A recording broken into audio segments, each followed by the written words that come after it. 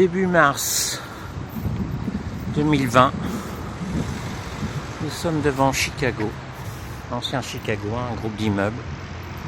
Comme on le voit, danger, chantier interdit au public. Un ensemble immobilier.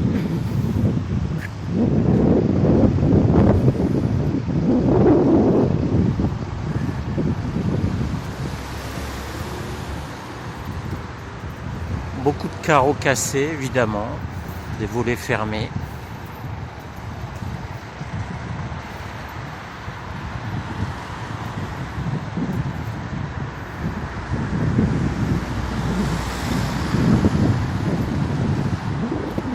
C'est une construction assez originale avec des balcons qui se répondaient quelque part.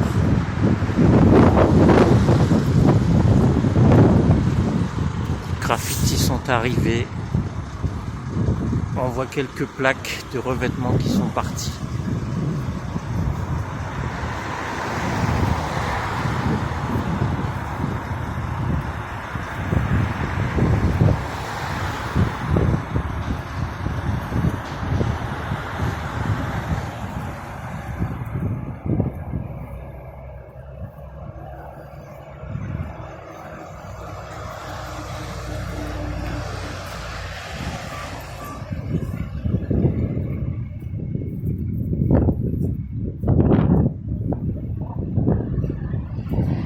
L'immeuble était composé de plusieurs couleurs, comme on le voit ici, au moins 3 couleurs. Un environnement de verdure, un peu boueux, là, du temps.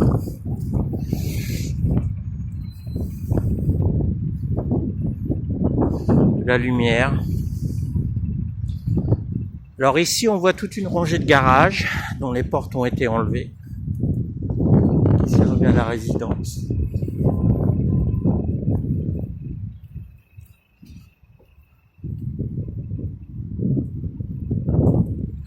Il y avait de nombreuses places de parking, ce qui n'est pas négligeable.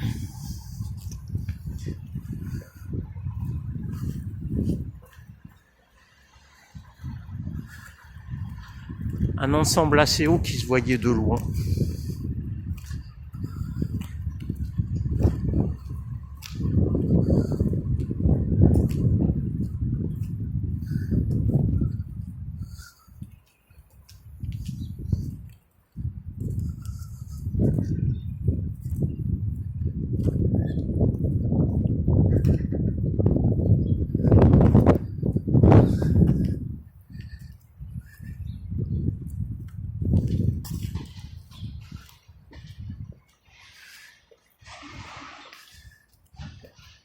Alors, il y a beaucoup de soleil, on va essayer de voir quand même.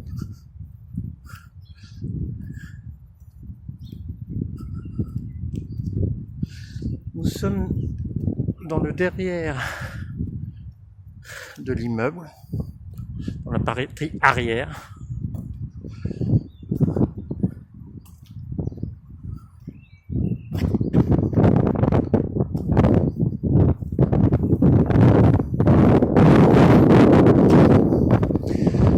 Alors évidemment, il y a eu beaucoup de vandalisme, mais est-ce qu'on peut appeler ça du vandalisme puisque de toute façon va être détruit, donc il y a des objets qui sont par terre.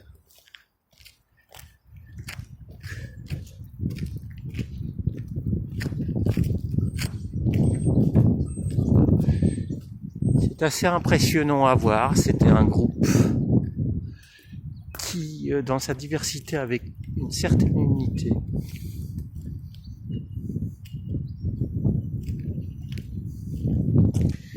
Une hauteur assez impressionnante.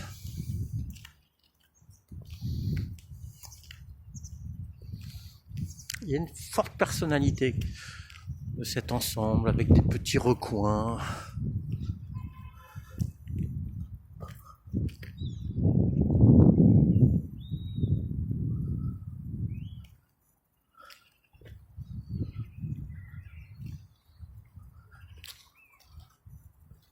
Les pigeons et les goélands ont pris le contrôle.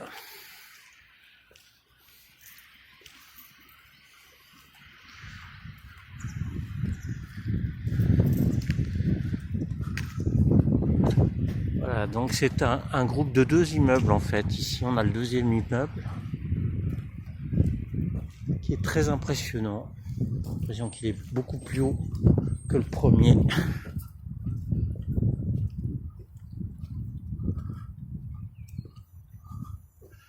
Voilà, une hauteur très impressionnante. Avec certainement une très belle vue lorsqu'on est à l'intérieur.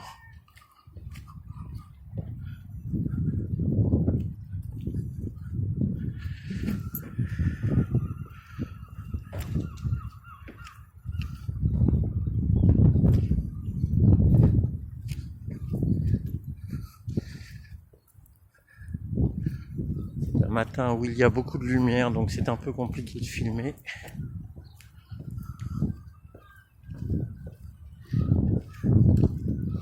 Beaucoup de places de parking, comme je l'ai déjà dit.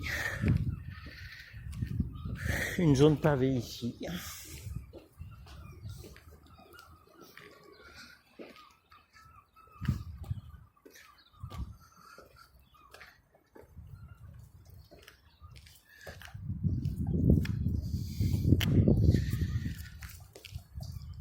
Ici nous allons voir une entrée.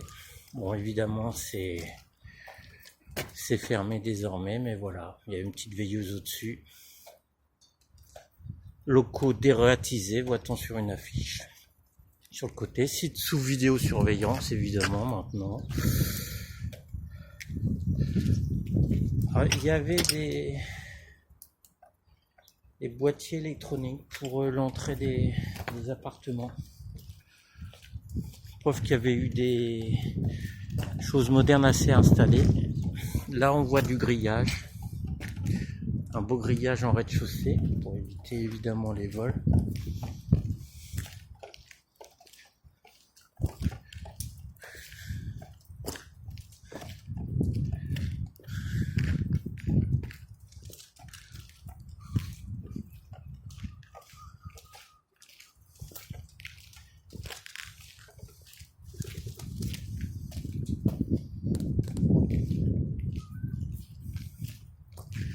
Quelques portes.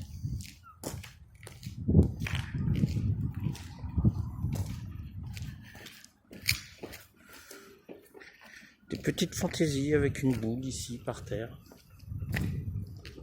Pas forcément du meilleur goût, parce que même de la meilleure praticité, parce qu'on peut tomber avec.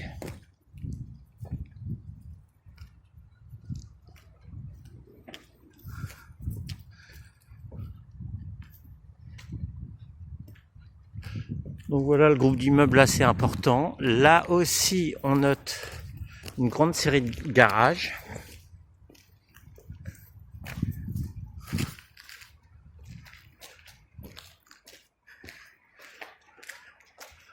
Voilà, on note que ces immeubles sont quand même assez hauts. Cette partie-là est assez haute, donc peut abriter beaucoup d'éléments. On note une caméra tout en haut, une caméra de surveillance.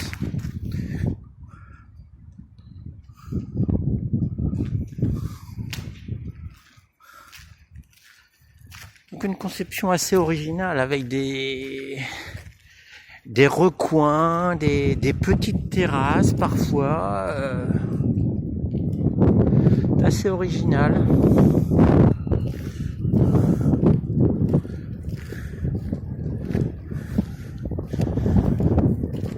Ici on voit encore un panneau du centre d'activité sociale et familiale qui est encore là.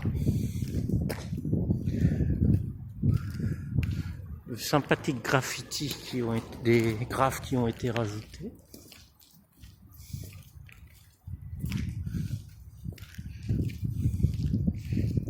Une zone pavée.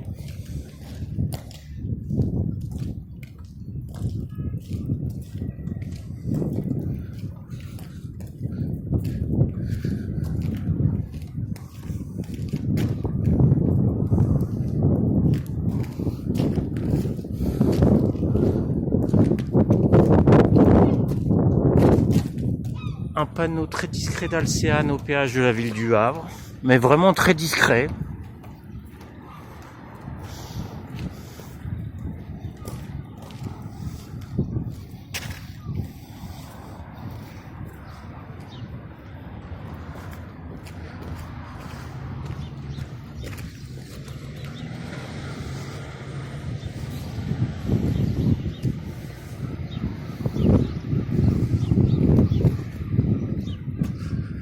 ce groupe d'immeubles formait une certaine unité,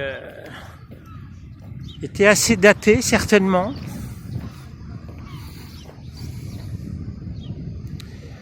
On dira peut-être les années 70, à vérifier.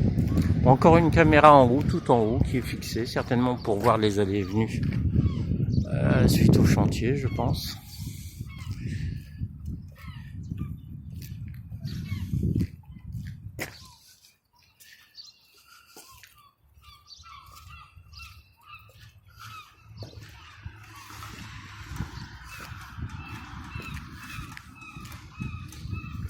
Un vieux magasin qui est resté, parce qu'il y avait quelques magasins au rez-de-chaussée.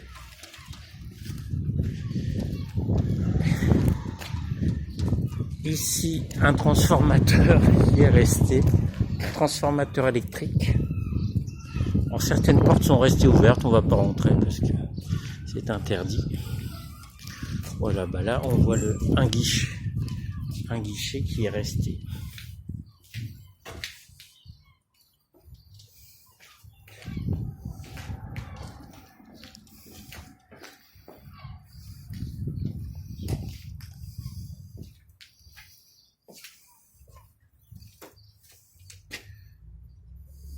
Ça ressemble à des portes de cave, bon, on va pas pénétrer.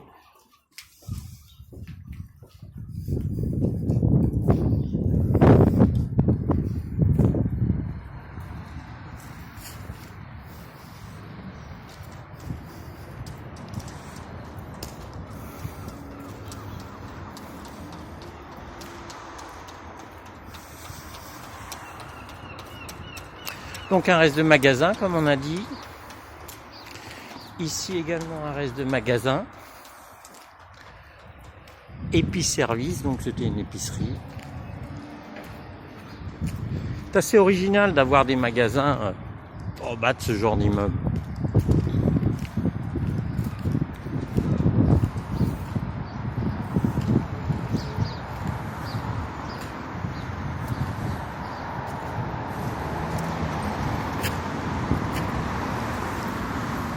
On retrouve ici les boules.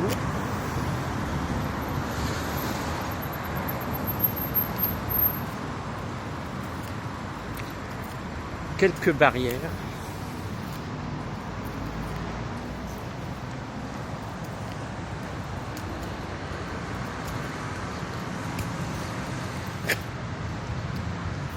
Ils doivent être peut-être de la même provenance que les boules. Ici on voit une cafétéria, le De Grasse. Et ici, là, le reste de ce qui devait être un cabinet médical.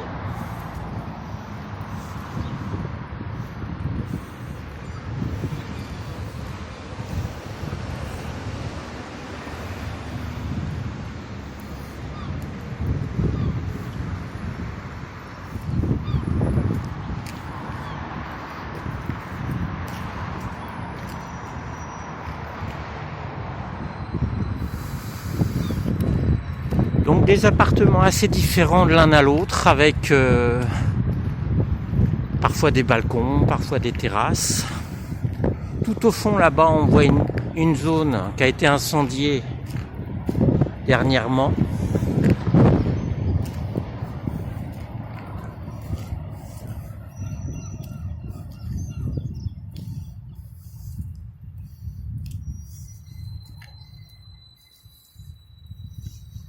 Bon, il n'y a plus personne dans les lieux. Hein.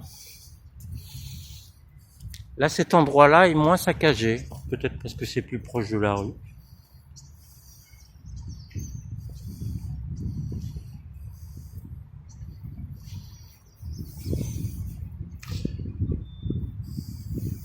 Un arbre.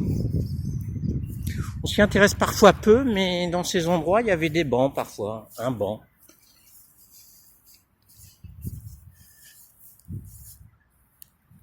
Ici avec un cœur.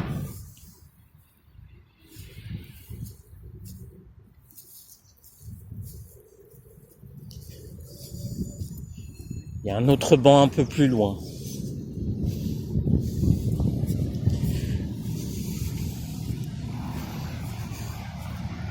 C'est intéressant de voir ce genre de petits éléments que les gens négligent souvent et qui font partie de la vie intégrante d'un ensemble immobilier.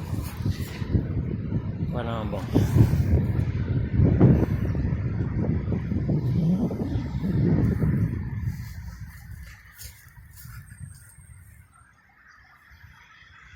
Ici un terrain de détente, de boulodrome. Du sol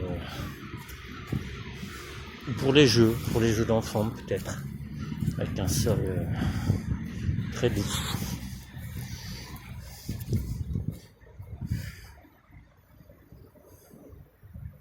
C'est pour les enfants. Ce qu'on remarque, c'est que les entrées des immeubles n'étaient pas par cette voie apparemment, les entrées principales. Donc, quelque part, ça donnait pas vraiment dans la rue. C'est assez étonnant. Les entrées uniquement intérieures, enfin dans la cour intérieure.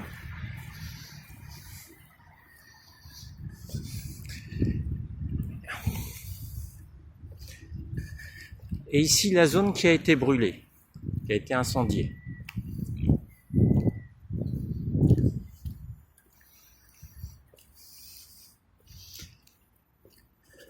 Pour l'éclairage, on voit, là, il y a des projecteurs.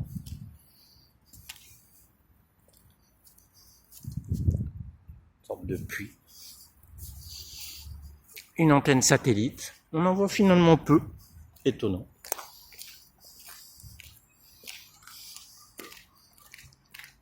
Les rez-de-chaussée, on reconnaît toujours des bars.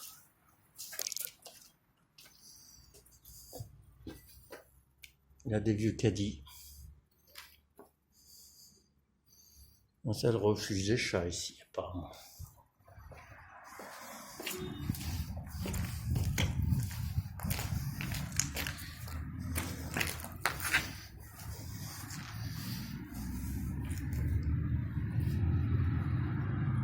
Un appartement dévasté, évidemment.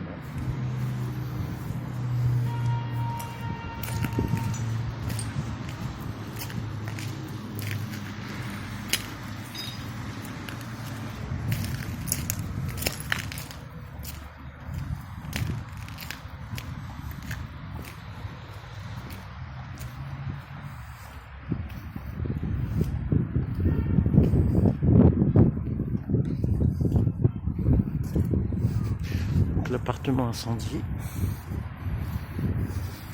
Les volets étaient de différents types. Il y en a d'horizontaux, en plastique, pas d'époque. Horizontaux et verticaux.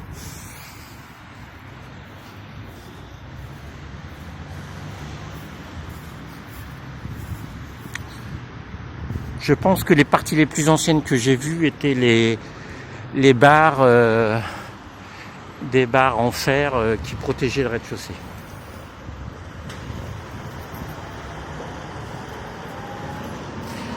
Voilà, on a terminé notre visite. Retour au point de départ de ce chantier.